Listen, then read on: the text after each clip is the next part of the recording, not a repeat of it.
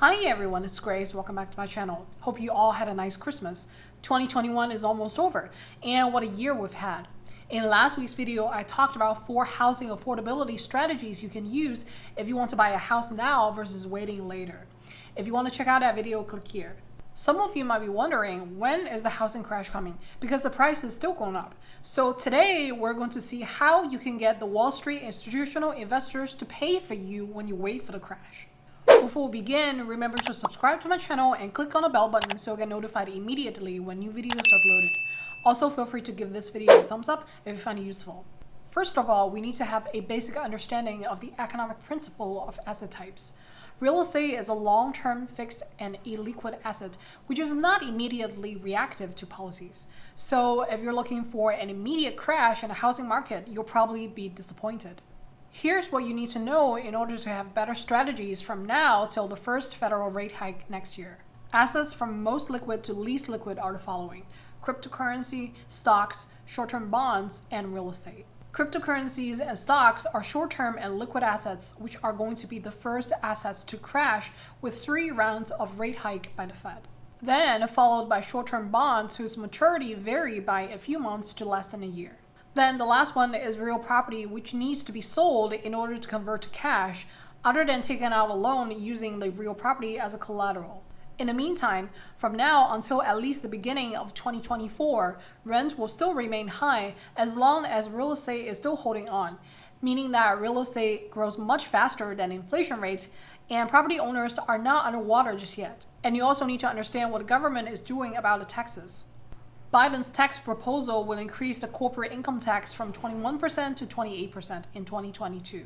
So there's a lot of changes going on in the taxation policies, and they also have a great impact on the behaviors of corporates, especially those for an entity called REIT, short for Real Estate Investment Trust. If you don't know what it is, I made an introduction about REITs before, and you can click here to check out that video. So how does this relate to Wall Street? The setup of a REIT is very interesting. It was introduced in the 1960s, but wasn't really big until the recent years. You might ask, why are there so many REIT products all of a sudden? And the answer lies in the special tax structure of REIT. According to SEC, to qualify as a REIT, a company must have the bulk of its assets and income connected to real estate investment and must distribute at least 90% of its taxable income to shareholders annually in the form of dividends. And that's not all. A company that qualifies as a REIT is allowed to deduct from its corporate taxable income all of the dividends that it pays out to its shareholders. So because of this special tax treatment, most REITs pays out at least 100% of their taxable income to their shareholders, and therefore owe no corporate tax.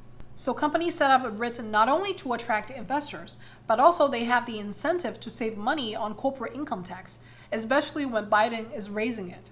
What makes this a great time to invest in REIT is because the rental price is continuously growing for at least a year or two because real estate is a fixed asset.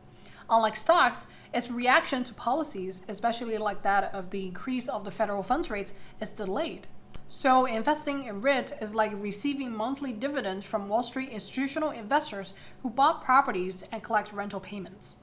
Its dividend is high, it's hedged against inflation, and a good product to invest in a time of market volatility such as this. So REIT companies have the incentive to save corporate income tax while retail investors can reap high monthly returns while waiting for the market crash to buy homes. One thing to keep in mind is that investors have to pay capital gains taxes on REIT dividends. One way to reduce capital gains taxes is by setting up a sole proprietorship, partnership, or S corporation that's under $400K to reduce 20% of the taxable income from REIT dividends. Then let's take a look at how to choose REIT, its types, and its derivatives. Because REIT is issued against cash flow from properties with increasing high rent, it can provide a steady trail of dividends well into 2024. As for the types, there is equity REIT, mortgage REIT, and hybrid REIT, which is a combination of the two.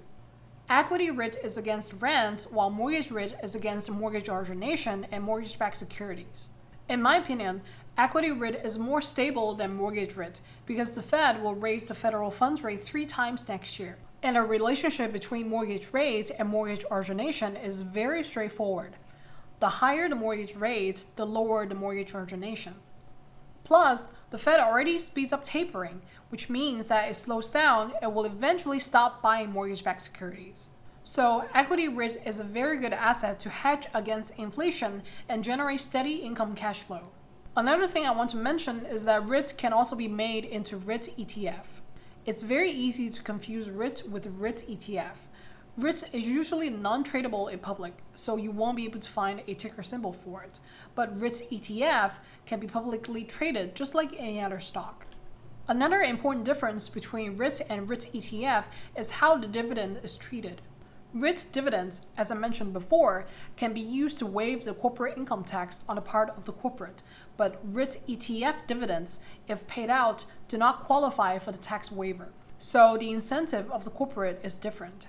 The last difference is that to directly invest in REIT, there's usually a minimum amount, while for a REIT ETF, there's no minimum. So you should not confuse REIT with a REIT ETF. So during such a time when probably all kinds of assets are overpriced, you can use these strategies to let a Wall Street institutional investor to pay for you while you're waiting for the crash. So this is pretty much today's video.